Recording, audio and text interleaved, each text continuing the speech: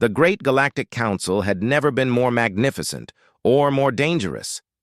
Its chamber stretched higher than the tallest mountains of any world, with walls made of a shimmering metal that seemed alive, reflecting the colors of every being present. Light twisted and danced across the hall, glinting off polished claws, translucent skin, and scales that glittered like gemstones.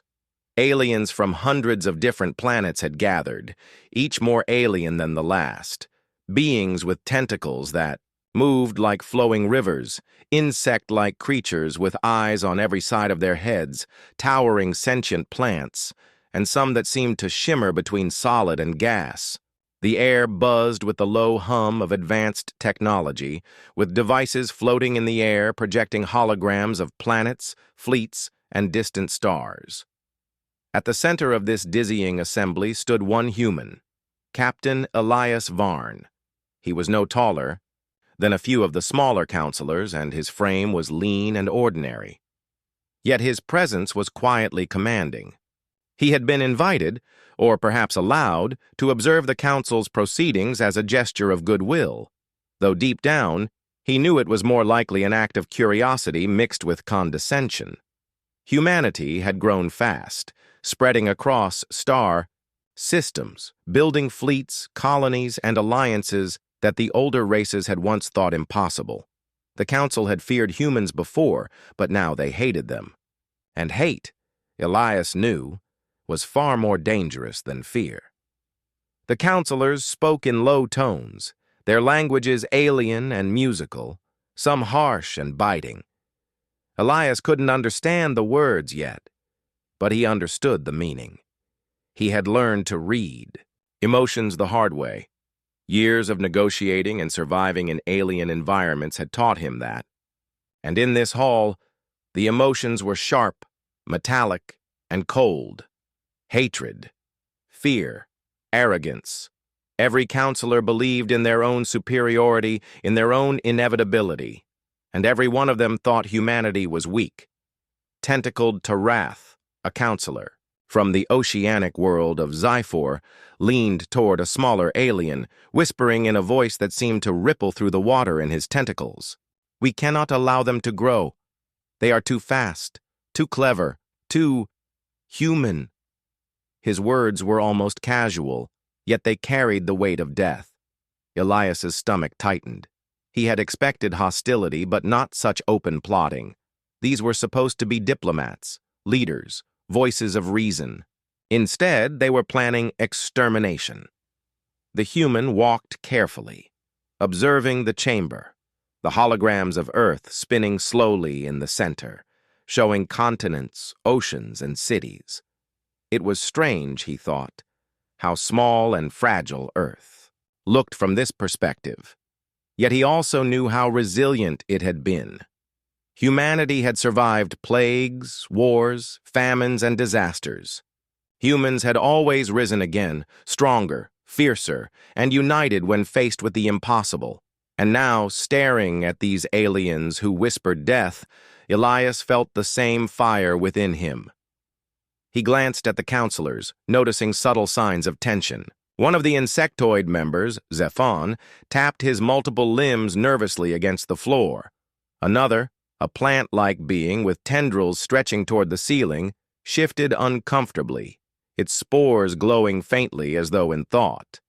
Even among these ancient, experienced leaders, there were signs of fear. Humanity had sparked that fear. Elias remembered his training, his years spent negotiating treaties where his own life had often been at risk. He remembered every quiet evening staring at the stars, wondering if humans would survive in a galaxy that seemed to believe they had no place. And now, seeing the Council in action, seeing their plans unfold, he realized that survival would require more than ships or weapons. It would require courage, words, and a steadfast heart. The counselors continued their secretive whispers, unaware that Elias could understand the language of intent without knowing their words. Their gestures, the way their eyes darted and tentacles twitched, told him everything. They were confident, but overconfident. They believed they were safe behind the shields of their fleets, behind the power of their alliances. Yet Elias sensed the cracks in their arrogance. He had learned that no matter how ancient or advanced a species might be, no being was invincible when confronted with the unexpected strength of someone they underestimated. For now, he remained silent, observing, waiting. He could feel the weight of every decision they were making, every shadow that passed over their minds. This was not a simple diplomatic gathering. It was a prelude to war. The counselors were planning humanity's death as if it were an inevitable event, a calculation in some galactic ledger. But Elias knew that plans like these always failed to account for the human heart, for courage, for the spark that turned desperation into heroism. As the meeting continued, a strange mixture of emotions passed over him. Fear, yes, but also hope. Humans had faced impossible odds before. They had faced death and loss and still found a way to rise.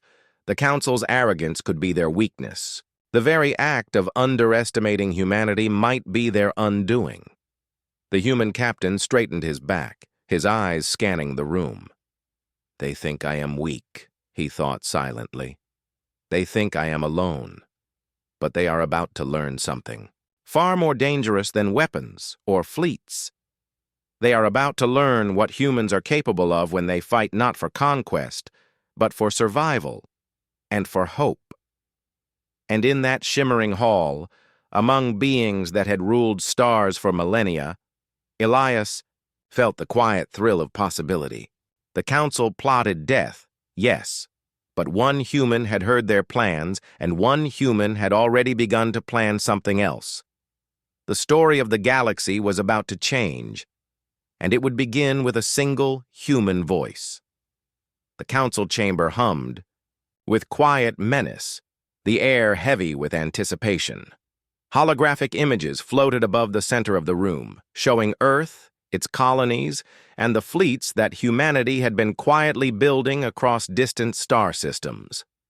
The counselors leaned over the projections, their alien forms casting distorted shadows across the gleaming floor. Tentacled Tarath's limbs coiled with excitement as he traced the path of human trade routes with a pointed tip, while the insectoid Zephon tapped multiple claws nervously, calculating the human weaknesses, or so they believed. "They grow. Too fast," Tarath whispered to a neighboring counselor, a floating crystalline being whose facets glimmered like a prism in the light. "They are not like other civilizations. They adapt. They fight. They survive. And if we wait longer, their fleets will reach every corner of the quadrant." His voice, smooth and liquid, carried authority. Yet Elias noticed the faint tremor that betrayed a flicker of fear. Even the oldest beings can feel it, he thought. Fear does not care for age or power. Zephon's mandibles clicked together in agreement. "We must act soon," he said. "Humanity cannot be allowed to exist unchecked. Their colonies are numerous, their fleets growing stronger. If we do not act, they may unite with others who will resist us. We cannot risk it." His multiple eyes, all glimmering with a strange intelligence, darted toward Elias for a brief moment, then quickly looked away. They didn't know that the human was listening, absorbing every word, every nuance of this deadly conversation. Elias's heart pounded, not from fear, but from clarity. This was no diplomatic dispute. This was no negotiation. This was a council of killers plotting the extinction of his entire species with cold precision. Yet he felt a strange mixture of anger and hope. Anger at their audacity. Hope because he had always known humanity's greatest strength lay not in technology or numbers, but in courage, creativity, and the unbreakable will to survive. Trath leaned closer to the projection, tracing the paths of Earth's trade routes, colonies, and communication networks. "We will strike before they can build more ships, before they can strengthen alliances with others. Humanity's death must be complete and immediate. Their home world and colonies will burn. Their fleets will be destroyed. We cannot allow any to survive." Elias felt a chill in his chest, but he did not flinch. Instead, he studied them, noticing the small signs of doubt that even these ancient beings could not hide. A crystalline counselor hesitated, a tendril of its form wavering as if unsure of the plan's morality. Zephon's mandibles clicked nervously, betraying a tension hidden behind his usual arrogance. The council was powerful, yes, but they were not infallible. They had assumed humanity was simple, predictable, weak, and that, Elias knew, would be their mistake. The human leaned closer to the edge of the chamber, silent, calculating. He could imagine the headlines that would run across the galaxy if the plan succeeded. Humanity erased, Earth extinguished. The thought made his chest tighten with sorrow, but it also stoked the fire of determination inside him. Humanity had survived plagues, wars, and natural disasters on their home planet.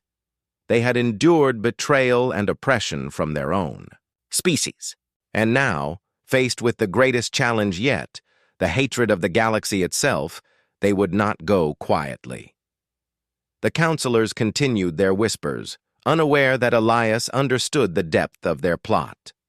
Plans for fleets, orbital bombardments, chemical weapons, and even targeted attacks on human colonies were discussed as casually as a meal on a leisurely day. Every detail of humanity's destruction had been carefully considered. Yet, in all their precision, they had overlooked one crucial variable: the human who stood among them. Elias straightened, letting his presence be known without speaking. His calm stance seemed almost like confidence, though it was more than that. The council chamber was quieter now, but the tension hung like a thick fog. Aliens from countless worlds whispered to one another, their voices low, measured, yet filled with certainty. They were confident that humanity's days were numbered, that the fleets and colonies scattered across star systems would fall before the humans even realized what was coming. They had never encountered a species quite like this, yet they believed they understood it fully, and therein lay their mistake. Elias stood at the edge of the room, watching carefully. The humans had always been underestimated, by neighbors, by enemies, by other humans even. But it had always worked to their advantage. This council thought they could treat humanity as a fragile, disposable species. They believed humans were predictable, simple, bound by emotion and biology in ways that older species could exploit. Elias knew better. He had seen humanity rise from ashes, from disasters that should have ended them. He had seen ordinary people do extraordinary things simply because hope demanded it. Zephon, the insectoid counselor, clicked his mandibles nervously as he pointed to holographic projections of human colonies. "Their fleets are scattered," he argued, his multiple limbs gesturing in complex patterns. "They cannot defend all of their colonies. They are weak, and their leaders are inexperienced. Strike now, and the humans will fall without question." Tarath's tentacles twitched in irritation. "Weak?" he said, the word dripping with disdain. "They are dangerous precisely because they are underestimated. But yes, if we attack strategically, we can destroy them before they become more troublesome." Elias smiled faintly inside. The council was blind to the one thing that had always made humanity unpredictable: courage. Humans did not follow logic alone. They acted on instinct, on willpower, on loyalty to one another. And this was something no calculation, no technology, no ancient wisdom could predict or control. The chamber hummed with the energy of planning. Aliens argued over timing, over weapons, over sequences of destruction, their pride and arrogance filling every corner of the hall. Yet beneath the confidence, Elias sensed hesitation, the faint trace of fear that even the oldest beings could not erase. Fear of the unknown, fear of what humans might do when pressed to the edge. They had never faced a species that thrived in impossibility. Elias remembered stories of Earth's history, the ones taught to every child in every colony. Humanity had survived plagues that killed millions, wars that shattered nations, and natural disasters that erased entire cities. And every time, humans had risen again, stronger, smarter, united in ways that defied expectation. They had learned that survival depended on more than strength. It depended on courage, unity, and the will to fight even when defeat seemed certain. A crystalline counselor hesitated, its facets glowing dimly. "Could it be," it whispered, "that we are misjudging them? That their strength is not in fleets or weapons, but in spirit?" The other counselors dismissed it with waves and clicks. "Nonsense," Zephon replied. "Spirit will not stop our weapons. Spirit will not protect colonies from orbital bombardment. Spirit is nothing."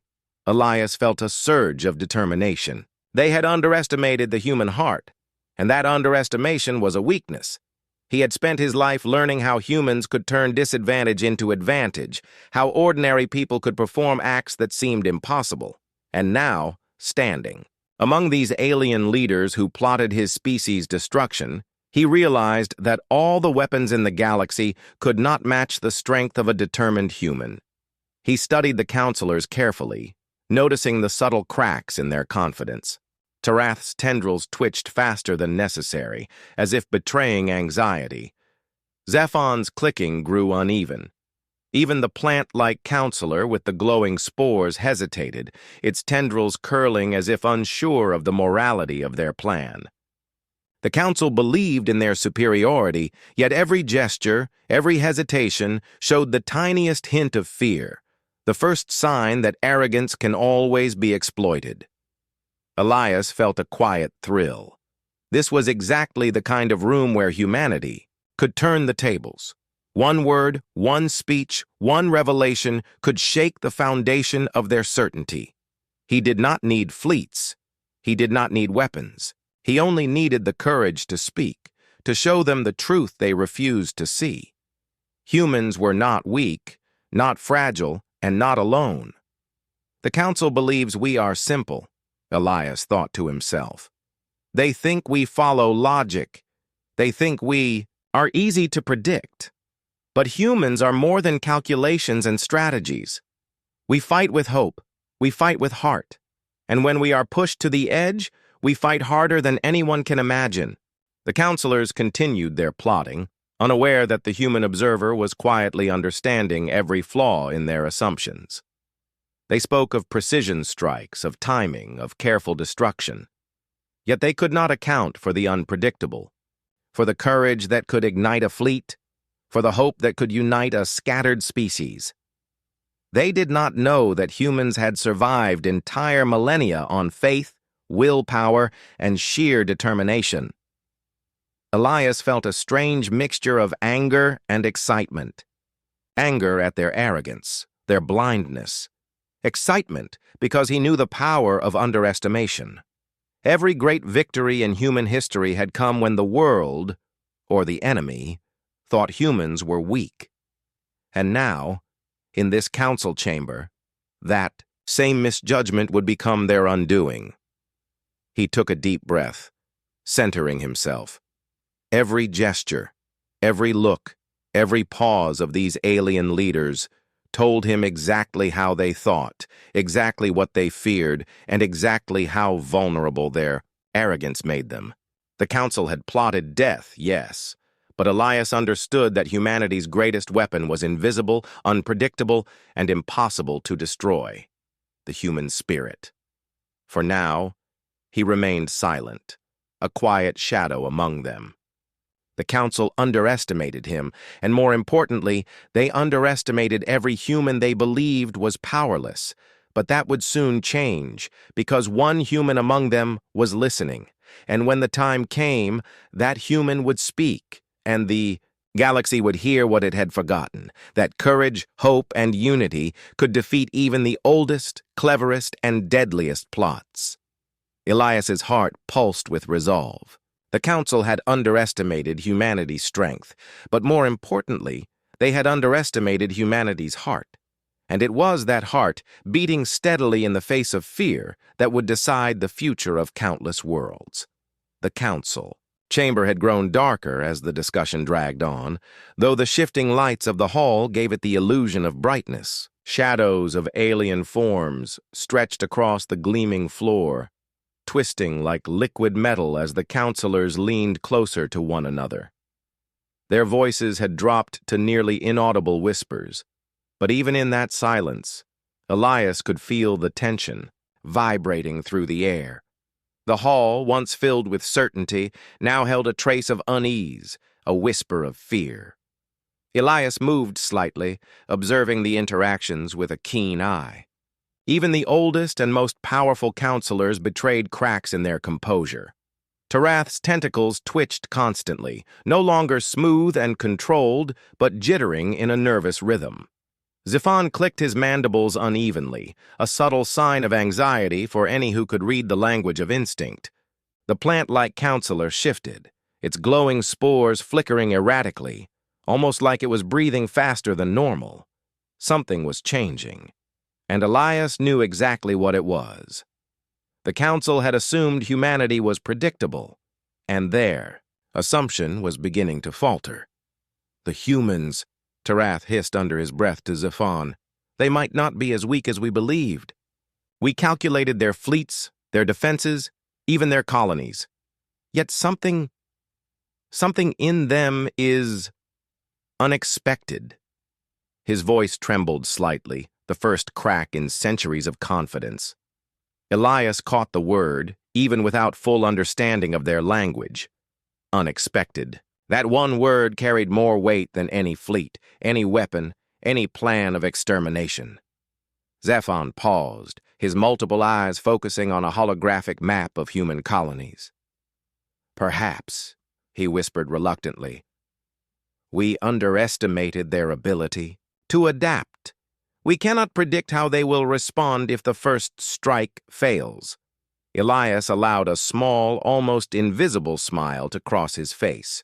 He had known the Council would falter under observation. Every species had weaknesses, and arrogance was always the easiest to exploit. They had assumed humans were simple, compliant, and fragile. And now, that assumption was crumbling. The human took a small step closer to the center of the chamber, careful not to draw attention to himself. He could feel the subtle energy shifting, the nervous undercurrent flowing through the oldest civilizations in the galaxy. These beings had ruled stars for millennia, yet they were afraid of something as simple as human unpredictability. And fear, Elias knew, was more dangerous than any weapon. Tarath's tentacles coiled tightly around a Council support beam, his voice now a whisper but filled with tension. What if our strike fails? What if humanity rises faster than we anticipate? What if they fight back?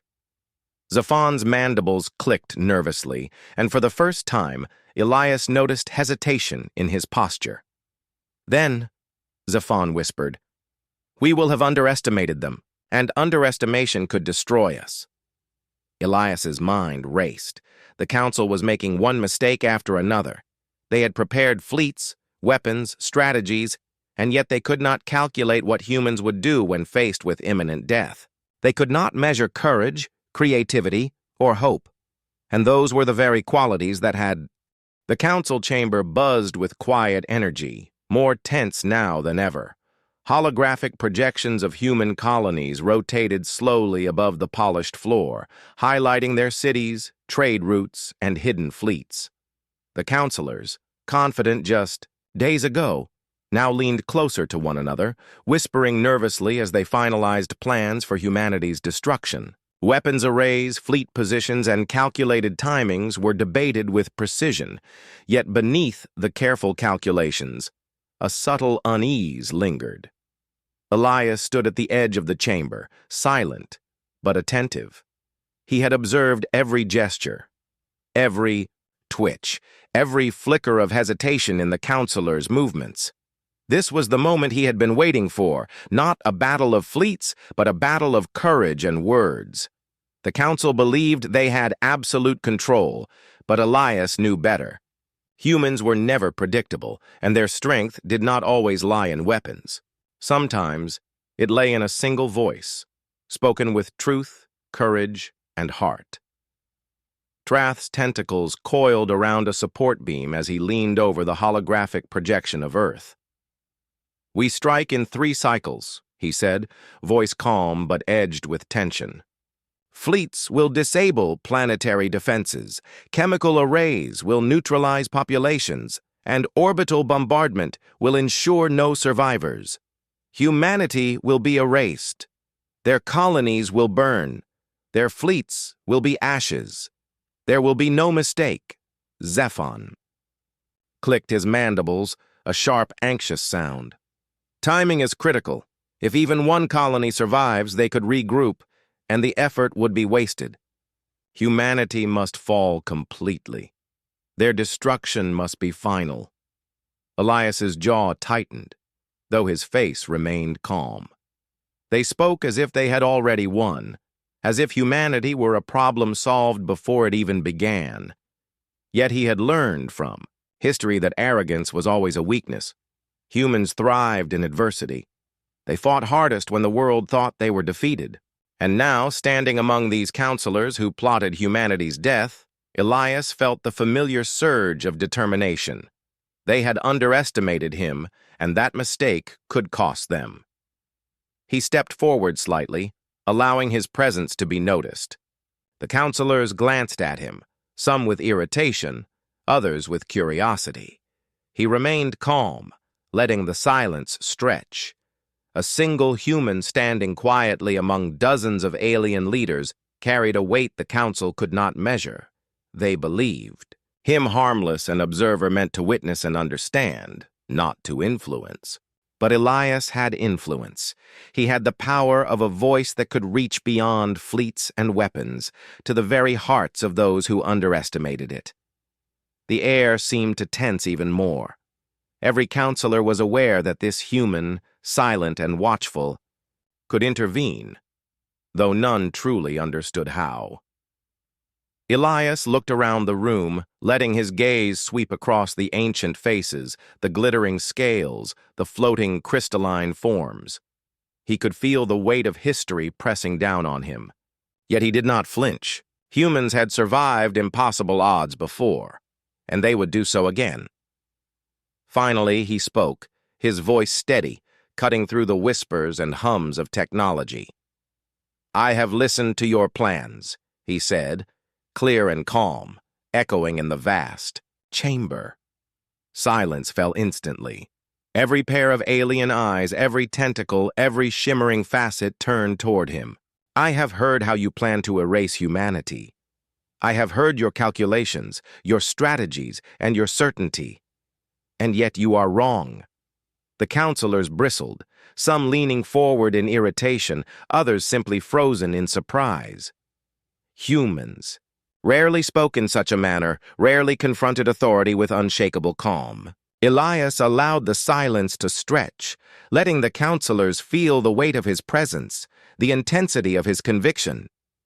"You believe we are weak," he continued, voice firm but controlled.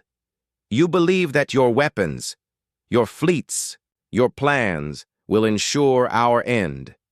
You believe we are predictable, fragile, and disposable. But you forget something vital about humanity. We do not yield easily. We adapt. We endure.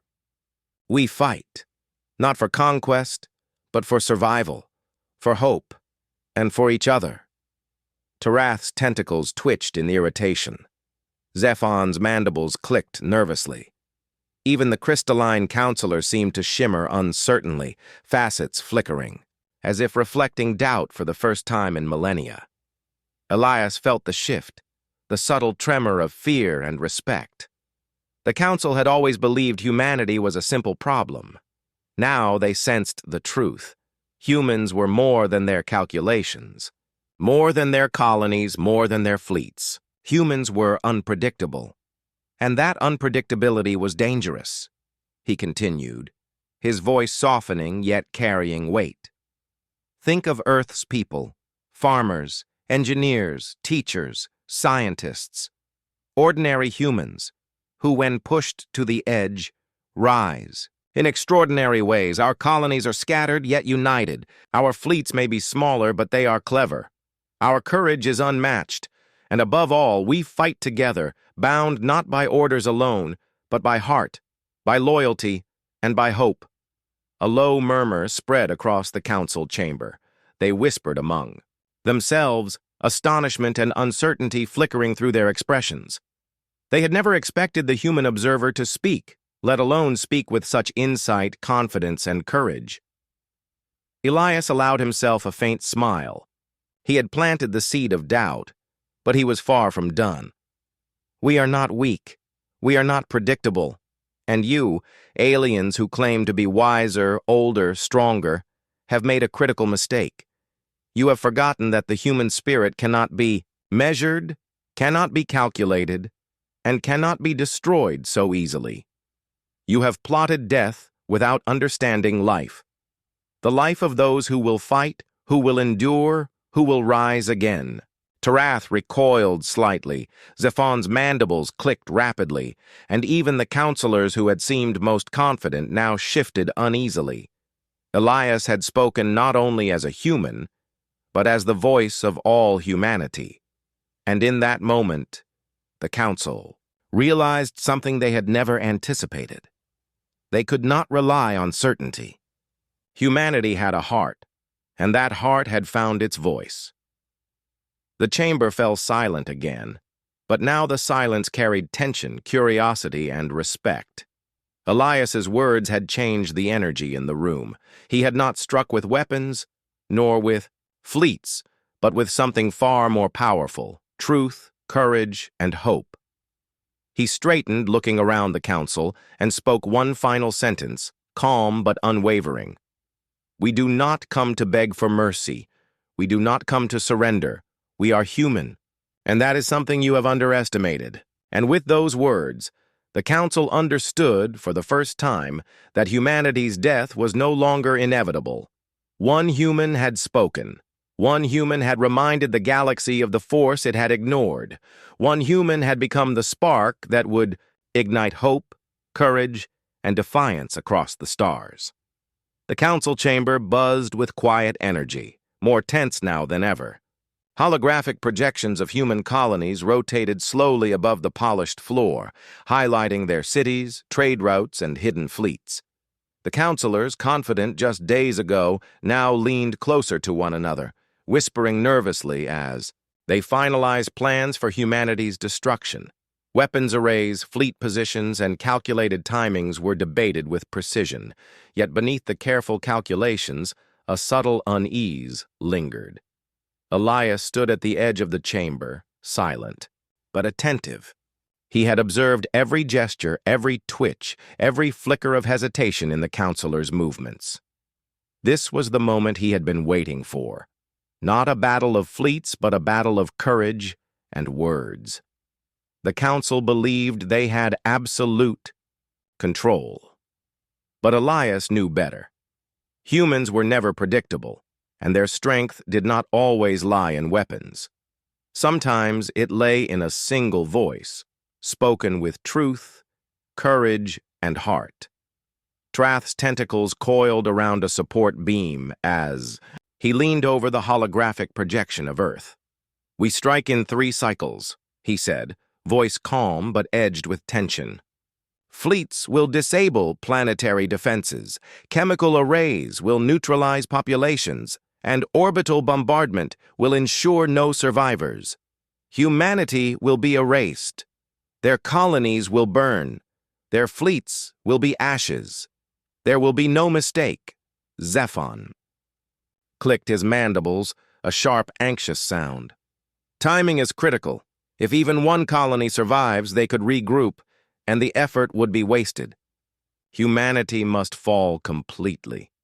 Their destruction must be final." Elias's jaw tightened, though his face remained calm. They spoke as if they had already won, as if humanity were a problem solved before it even began. Yet he had learned from history that arrogance was always a weakness. Humans thrived in adversity. They fought hardest when the world thought they were defeated. And now, standing among these counselors who plotted humanity's death, Elias felt the familiar surge of determination. They had underestimated him, and that mistake could cost them. He stepped forward slightly, allowing his presence to be noticed. The counselors glanced at him, some with irritation, others with curiosity. He remained calm, letting the silence stretch. A single human standing quietly among dozens of alien leaders carried a weight the council could not measure. They believed. Him harmless, an observer meant to witness and understand, not to influence. But Elias had influence. He had the power of a voice that could reach beyond fleets and weapons, to the very hearts of those who underestimated it. The air seemed to tense even more. Every counselor was aware that this human, silent and watchful, could intervene, though none truly understood how. Elias looked around the room, letting his gaze sweep across the ancient faces, the glittering scales, the floating crystalline forms. He could feel the council chamber, once a place of cold certainty and unchallenged authority, now vibrated with unease. Whispers, faint but persistent, spread among the counselors. The words of the human, Elias, had pierced centuries of arrogance, unraveling the invisible threads of confidence that held their plans together. Even beings who had seen galaxies rise and fall now hesitated. Tarath's tendrils twitched nervously as he hovered near the holographic projection of Earth. His voice, once sharp and commanding, wavered. Could it be that we miscalculated? That humanity is stronger than we assumed? Zephon's multiple eyes darted across the chamber, scanning fellow counselors. I do not know. Their words, they carry weight. And yet, how can one human have so much influence? His mandibles clicked, uncertain and uneven, betraying a nervousness that no calculation could soothe. Elias remained quiet at first, watching the seeds of doubt take root. He had expected resistance, as they would never accept words alone as a threat. But fear of the unknown had begun to creep into their minds, and he knew that once doubt entered, it could spread like wildfire. A crystalline counselor, facets flickering, with light spoke for the first time in hours. Perhaps we have underestimated them, not in fleets nor in technology, but in spirit, in courage, in resilience. The words, tentative yet powerful, echoed through the chamber. It was a truth the council had long ignored, that humanity's strength was intangible, unpredictable, and impossible to destroy with weapons alone. Trath recoiled slightly, as if the acknowledgement itself caused pain. Spirit does not stop weapons. Spirit does not destroy fleets. Spirit cannot erase colonies. Elias stepped forward, calm and unwavering. Spirit, he said, voice carrying clearly across the room, is the core of life itself. It binds humans together. It fuels their hope, their courage, their determination to survive even in the darkest moments. You may have fleets, weapons, and calculations, but you cannot conquer spirit. And that is why you have misjudged humanity. The counselors shifted uneasily. Whispers grew louder, though still low, filled with a mixture of fear, curiosity, and disbelief. For centuries, these beings had ruled their sectors with confidence and certainty. They had never encountered a species that refused to be predictable, that thrived in adversity, that rose stronger after each failure. And now, one human standing among them had revealed the depth of that resilience. Zephon clicked his mandibles, struggling to maintain composure. They fight together. They protect one another. They inspire courage in ways we cannot anticipate. Tarath's voice grew tense, almost a hiss. And what if we fail? What if our strikes do not destroy them as we planned? What if they survive and we face their wrath? Elias allowed a faint smile. This was the first real crack in Tarath's centuries-long confidence. If you destroy them, yes, you may win a battle. But if you underestimate them, if you fail to understand them, you will face a force that is far greater than fleets and weapons alone. Humanity does not fight because it wants victory. It fights because it must survive, because it believes in life, in hope, and in one another. The whispers grew louder, spreading among the counselors like ripples across water. They exchanged uncertain glances, some gesturing to recalibrate plans, others simply frozen, grappling with the human words that refused to leave their minds. Even the plant-like counselor's glowing spores pulsed faster, as if reacting to the energy that Elias carried. "You think one human can change the outcome?" Zephon asked bitterly, clicking his mandibles in disbelief. "I am not one human," Elias replied softly, but every word carried undeniable power. "I am one voice, but that voice represents countless humans who will not yield, countless humans who will rise when hope seems lost, countless humans who will fight even when defeat seems certain. And we will not fight alone." Tarath's tentacles twitched, his posture defensive. "And what of your fleets? Your colonies? They are scattered. We calculated the strikes. They should be destroyed." Elias shook his head, the faintest edge of a smile on his lips. "You calculate fleets, colonies, and weapons. You cannot calculate courage. You cannot calculate hope. You cannot calculate unity. And that is why you have misjudged us. Humanity's survival is not a matter of strategy alone, it is a matter of spirit." The room grew heavier with silence, each counselor contemplating the words. Doubt had grown from whispers into questions that could not be ignored. For the first time, the counselors were uncertain, second-guessing strategies they had refined. For centuries, they had planned death for humanity with precision, yet now the very foundation of their certainty was trembling. Elias felt the power of the moment.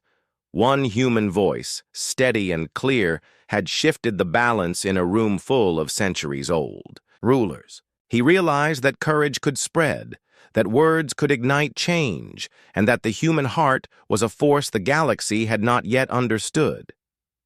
"Do not mistake our resilience for arrogance," Elias continued, his voice calm but fiery. "We do not fight because we wish to defy you. We fight because life demands it, hope demands it, and when the moment comes, humanity will rise, stronger than you imagined, united by the very qualities you cannot measure. And that is why your plans are flawed." Even Tarath faltered, tentacles coiling and uncoiling nervously. Zephon's mandibles clicked rapidly, uncertain and uneven. The counselors, who had seemed confident just hours ago now, exchanged anxious glances. Doubt had taken hold. The certainty that had guided them for centuries now wavered under the simple, unyielding truth of humanity's spirit. Elias's heart raced, not from fear, but from clarity. He had planted the seed. The council had begun to question themselves. They had begun to understand, finally, that humanity was not a problem to be solved, but a force to be reckoned with. And one voice, spoken with courage, had awakened that realization. The human stepped back slightly, letting silence fall once more. The counselors, ancient and powerful, had no words to counter what they had heard. The room, once filled with plotting and certainty, now quivered with doubt.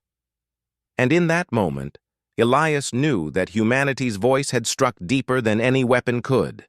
The galaxy had plotted humanity's death. But doubt had taken root, and from that doubt, hope and life itself would flourish. The council chamber was silent, yet it felt heavier than ever before. The whispers of doubt had spread like wildfire through the ranks of centuries-old rulers. Weapons, fleets, and plans, all the calculations that had promised humanity's destruction, suddenly seemed fragile, almost insignificant. Elias stood at the center, calm and steady, as every counselor turned toward him, unable to ignore the truth he carried. "You thought you could erase us," Elias said, his voice carrying across the vast chamber. "You thought one species, one planet could be destroyed with precision and certainty. You forgot something simple. Life is not yours to control. Humanity is not a calculation. Humanity is not a weakness. Humanity is spirit, courage, and hope, and you have underestimated it." Even Tarath's tentacles twitched nervously, betraying his uncertainty. Zephon's mandibles clicked with hesitation. The crystalline counselor's facets shimmered unevenly, reflecting a mixture of doubt and fear. For the first time in history, the council understood that their certainty was fragile, and that one human voice, firm, unwavering, and full of truth, could shake centuries of dominance. Elias raised his hand slightly, not in threat, but in the quiet strength of conviction. "Look at us, scattered across colonies, across stars. Look at our fleets, smaller than yours, yet clever and adaptive. Look at our people, ordinary and yet extraordinary, bound not by fear, but by hope, by loyalty, by courage. We survive, not because we are strongest, but because we refuse to yield, and that is a force no calculation can destroy." The counselors began to murmur among themselves. Trath's voice, once sharp and commanding, faltered. "Could it be that we are wrong? That we have misjudged them? One species that should have been easy to destroy? Has a force we cannot measure?" "Yes," Elias replied, calm and unwavering. "You cannot measure courage, you cannot calculate hope, you cannot predict the human heart, and you cannot destroy the human spirit. You planned our end, yet here we stand, alive, defiant, and united." The chamber seemed to vibrate with the weight of truth. Centuries of authority, pride, and control were faltering under a simple reality. Humans refused to be conquered by fear or strategy alone. Every whisper of doubt became louder, every gesture of hesitation more visible. The Council, ancient and powerful, had never faced a species like humanity, and now they realized the enormity of their mistake. Elias's voice softened, yet its power carried like a wave. "Do you see now? We are not just our fleets, our colonies, our weapons. We are all those who came before us and all those who will come after. Every life matters. Every act of courage matters. Every human, from the simplest farmer to the fleet commander, carries the strength to change destiny, and when that strength is united, it becomes unstoppable." The counselors looked at one another, uncertainty spreading like a disease. Zephon's multiple eyes widened, his mandibles clicking erratically. Even the plant-like counselor's glowing spores flickered in agitation. The centuries of arrogance that had guided the council for so long were cracking. And Elias saw it. He saw the moment when doubt overtook certainty.